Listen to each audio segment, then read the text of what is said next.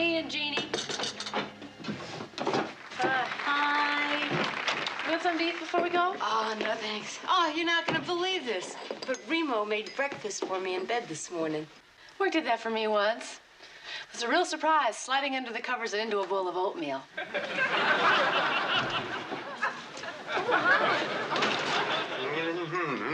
What was that? Oh, no! Your teeth are gone. Oh, no. This is just paper. I just want to look like all the other hockey players. So how'd you enjoy your first game? Well, it's kind of strange. As near as I can figure out, the object of the game is to wait until the referee drops the puck on the ice and hit the guy next to you. Then you skate around for 2 hours, trip as many people as you can until you get a stick through the skull. I'd love to stay around here and swap a lot of jock stories with you, but I've got a job interview to get ready for. Maybe they'll make me a congressman. I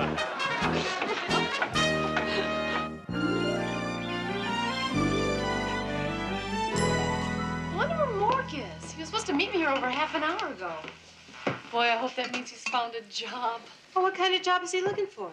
Anything that'll pay him enough to live on. He's looking in the wrong country. Presenting the first official Remo da Vinci wedding cake. Oh, that's really nice. It's for the reception here tomorrow. Note the unique corkscrew construction. Why, you may ask? Allow me to demonstrate. Voila!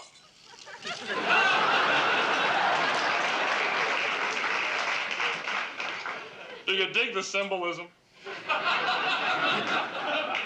I'm not quite sure. Marriage is like a ride down a wedding cake. You know, you might be educated. I'm deep. Remo, it's just that I think it's a little silly to have a wedding reception in a delicatessen. I want people to look upon me as more than a tongue and tuna man. This is our chance to be a class operation. I never heard that one on Fantasy Island. Come on, and I'll help you decorate the Betty Crocker Speedway. How'd you like your tongue depressed? How would you like a knockwurst up your nose?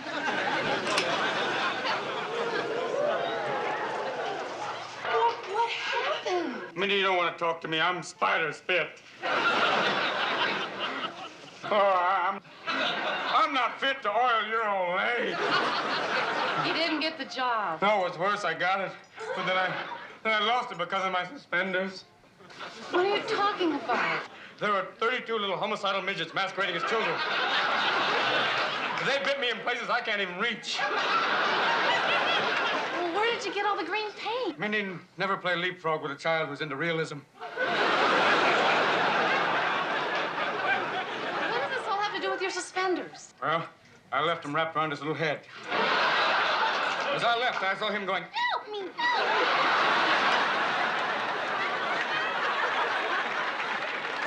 I'm sorry you had such a rough day.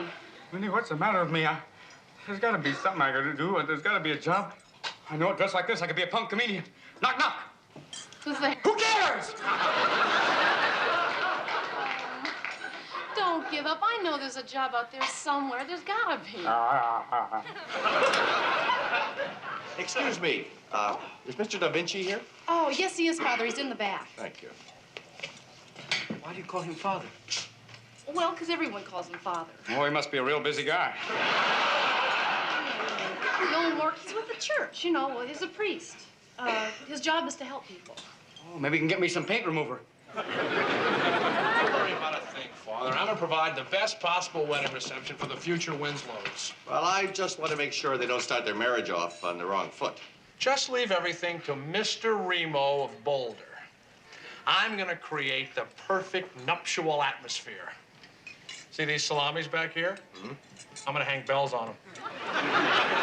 And I'm gonna have this big Cupid come down from the ceiling. Fully dressed, Father, fully dressed. Oh, yes. Well, you better do your best. Don't force me to make any threatening prayers. Got you, Father. Got you. Excuse me, everyone's father? How do you do? I'm Father Denny. I'm Mork the Screw-Up. Is it true that you help people? Well, I try to help people. Why, do you have a problem? Excuse me, Father, but Mork's depressed because he can't hold a job. He feels like a loser. Oh, well, how do you think I felt when Time magazine announced that God was dead? Of course, it just turned out to be a rumor after all. Is there any way you can help me, Father? Well, I can give you a bit of advice.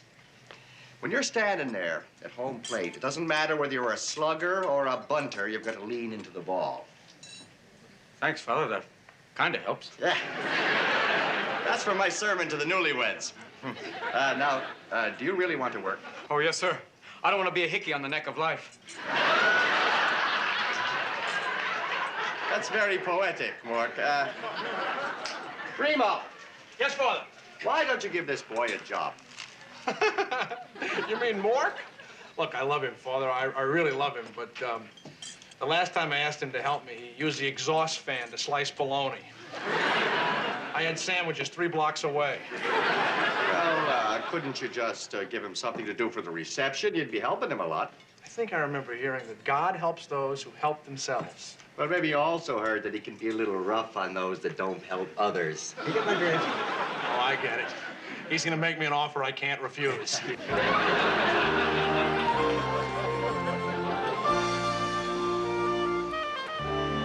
Knife. Knife. Fork. Fork.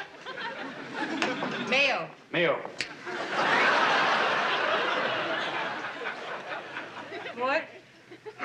Hold the mayo.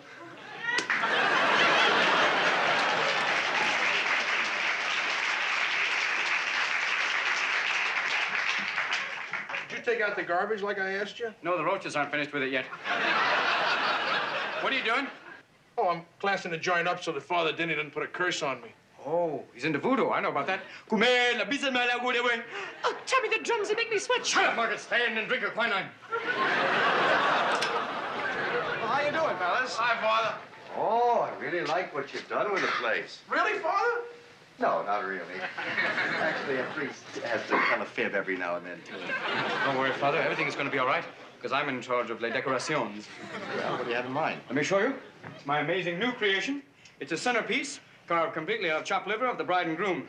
Do you like where I put the pickle? Nobody's ever asked me that question. Laurie, what are you doing here? You're supposed to be married in 2 hours. That's what I want to talk to you about. This is amazing. I can see her clear as day. What do you mean? Mindy said you can't see the bride before she gets married. Father, I'm getting cold feet. But you can use my socks if you want. Father, I don't know if I want to give up my freedom. Oh, well, let's sit down over here and discuss this, all right? Here, just take a seat. Now.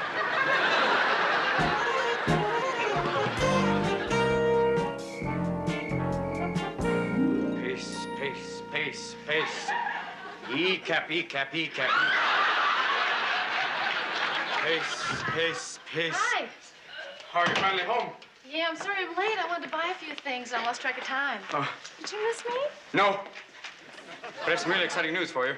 Oh, great. Tell me your news. Now, you tell me your news first. I don't have any news. Why, do I have to do everything around here? Mork, your news? All right.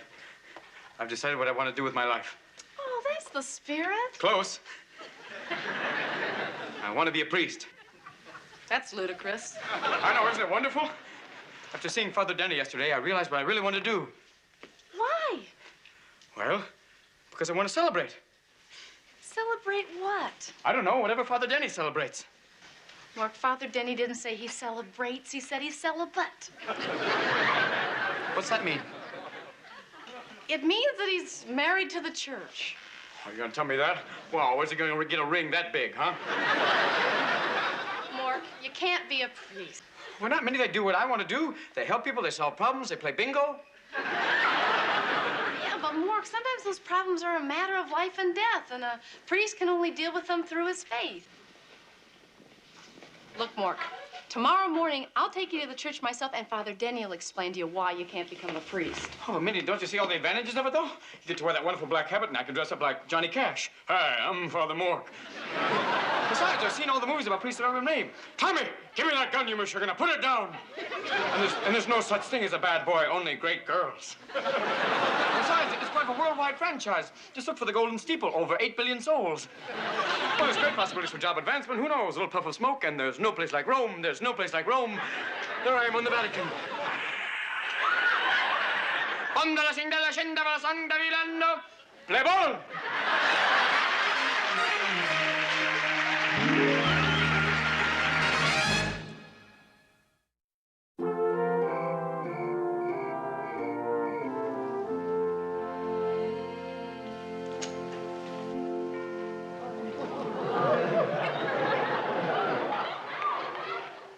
This place is wonderful. Real beautiful. The windows don't match, but it's still neat. Oh, don't they know there's an energy crisis? They're wasting precious wax here. Whoa. Great place for an echo. Oh! Excuse me, Father, you shouldn't be yelling in church. Why not? It's a great echo. Anyway, I have to talk to you, Father. Oh, don't call me Father. Don't be so formal. Call me Pops. Okay, Pops. I've got kind of a problem. Well, tell me your problem. Perhaps we can solve it.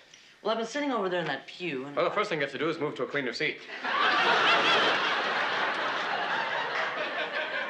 I was kind of thinking about the things I've been writing on the bus station walls. Oh, I've seen some of your stuff. I really enjoy it. Gate 13, ladies, and the Marines are looking for a few good men. I think somebody else writes that stuff. The things I write are more along the lines of, Oh, there should be flies buzzing around you.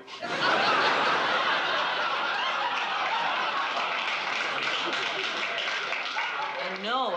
What I don't know is how it can be forgiven. Well, first of all, you have to start all over again. Erase that stuff and put something people want to read, like nuclear energy cures acne. Or Frank Sinatra's made his last comeback. I'll do that right away. Thank you, Pops. Well, excuse me, son. Do you know I can find Father Denny? I'm here to apply for a job. I don't know. He can't be here all the time. I think it's his disco night.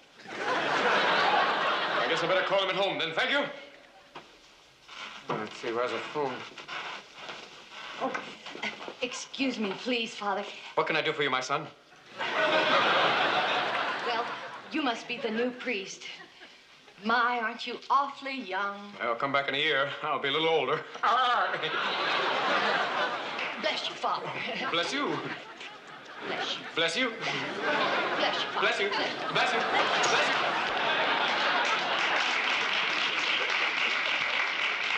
Let's see. Go to the phone. No dime.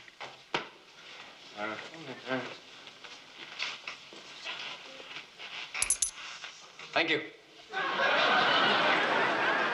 Let's see. Whoa! You'd think this was New York. Somebody ripped off the phone. It's so dark, I can't see. You did what with whom? Wait, hold on, wait a minute. I got a story for you. Wait, come back. It's a story. It's a great joke. Come on. Hey, I listen to your story. Wait.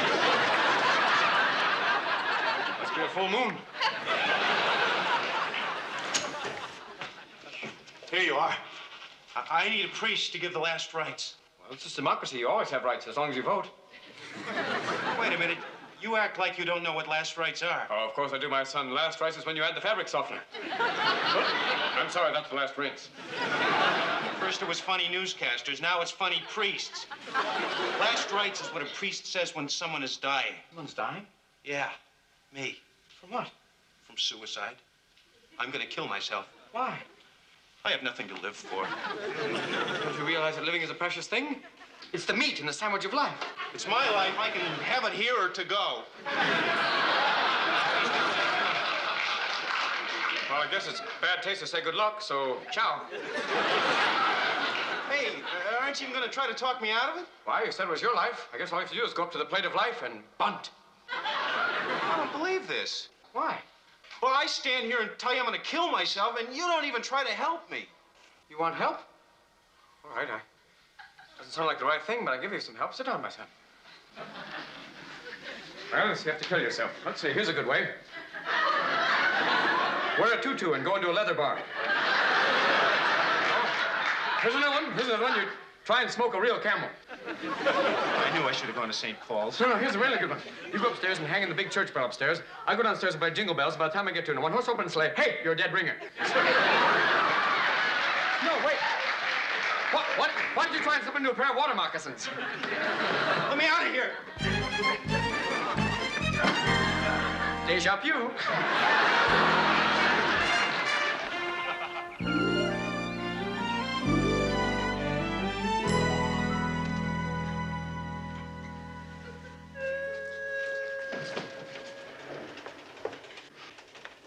What are you doing dressed like that? Well, I happened to run into a Jesuit garage sale. Well, actually, Mindy, I just want to be dressed correctly when we go to see Father Denny this afternoon. Somehow I don't think that's appropriate. Well, you're right. Basic black is a little plain. Can I borrow your pearls?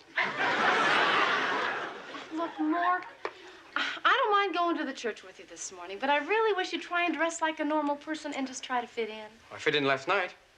What do you mean you fit in last night? Oh, don't be me. You went to St. Peter's last night? Like that? Yes. But it's all right, though. I helped this man to commit suicide. You what? Well, he didn't know how to do it, so I gave him 50 ways to meet his maker. Oh, no, Mork, you might have really done it this time. Come on, we're going to go see Father Denny.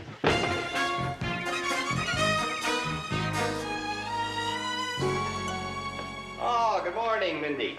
And Father Mork? Father Denny, Mork has a confession to make. Confession. Well, would you like to step into my office? I was in there last night, and you should know that someone ripped off your phone. You were here last night? Were you dressed like that? Well, that's kind of what he wants to confess. I wanted to be a priest. You want to be a priest? Do you think you have a genuine calling? No, just the black dress. But I came in here last night to apply for a job, and I was trying to fill out the application, and people started coming to me for help. Well, you see, I guess apparently last night someone came in on the verge of suicide and... Suicide? What was his name? What did he look like? I don't usually commit to memory the people who are not going to make it through the night. You realize you could have been the cause of someone's death just because you wanted to play priest? I didn't want to play priest. I wanted to be a priest just like you. What? I spent 6 years studying to be a priest. Look, son, it's no sin to be a nitwit.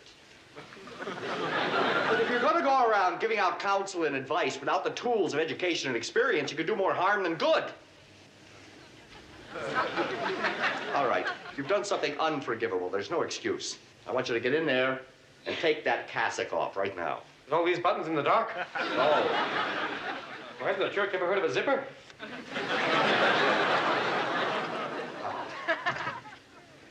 I'm really sorry about this, Father Denny. It's just that Mork is so impressionable, and you really did want to be a priest. Excuse me. I'm looking for the young priest who was on duty here last night. He's no longer with St. Peter's. Yeah, he was only a temporary. They have temporary priests? Sure, they're kind of like Kelly girls, only they carry rosary beads instead of little white gloves. Well, I wish he were here because I wanted to thank him for saving my life. He saved your life? Yeah. I came in here last night all ready to commit suicide. I never expected a priest to give me advice on how to kill myself.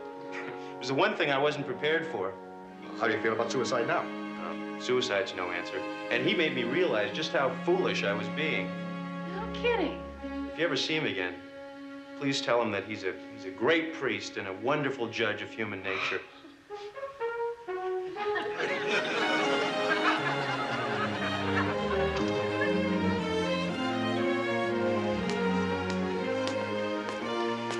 All right, Mork. Now, you tried your best to throw that man out at the plate, but luckily he was able to slide into home on his own safely. It seems that what you said to that man last night was exactly what he needed to hear. In fact, you actually saved his life. I did? Yes. Now, I have just one thing to say to you. Well, thank you. You do it again, I'm going to kick your cassock from here to Kingdom Come. You know, what I don't understand is why you did it in the first place. Well, I don't seem to be able to do anything right, and I saw the way you respected Father Denny, and I thought if I became a priest, you'd respect me, too. Oh, Mork. I respect you more than any person I know. Well, I can't seem to get a job. I don't even make it through job interviews. But what you have is the integrity to be yourself. And even when it means you're at a step with the entire planet. And I think that's really special. Yeah. At least I realize now that I don't want to be a priest. Good, I'm glad you finally understand. I want to become a nun.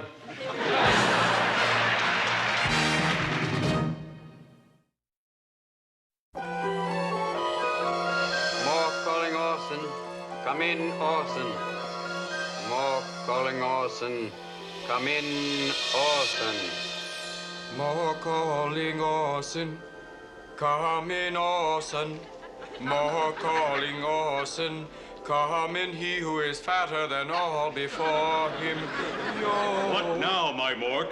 Ah, Orson, it's been a wonderful week. I've learned to have faith in myself. That's all any person needs, Mork.